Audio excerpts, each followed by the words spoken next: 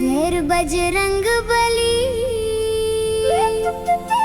मोर बात ला सुनवना।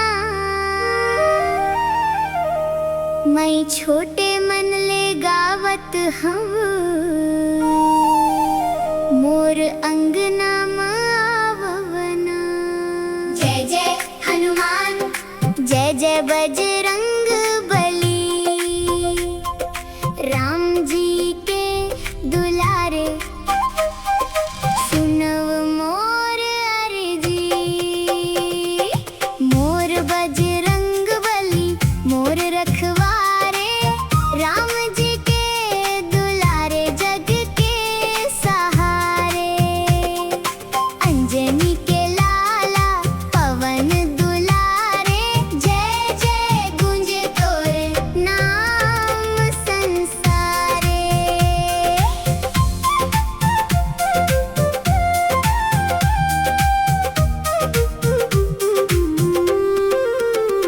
अंजनी मैया के अंगना माँ एक दिन ऐसन बिहनिया, जन्मे वीर हनुमान जी छागे खुशी के रतिहा।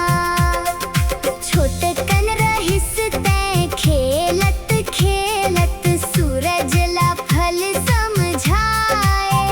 नीला अंबर चढ़ के बाबा हंसत हंसत पहुँच जाए।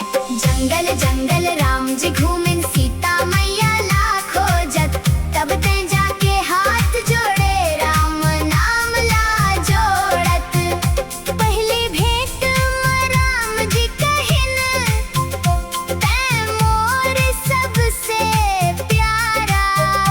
तब ले दुनिया जानत है, तै भक्ति के उजियारा।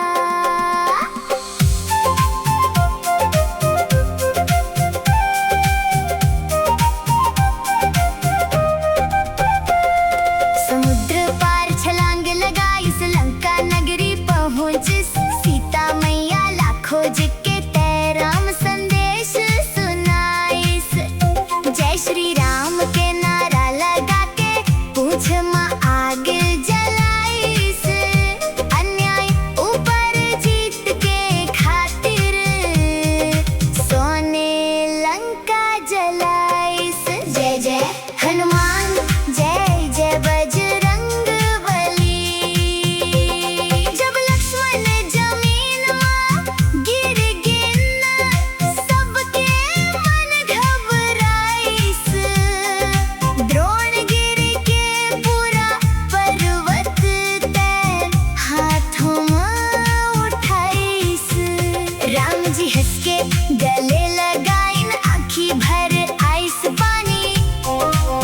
आज घलो गूंजत है दुनिया में तोर महिमा के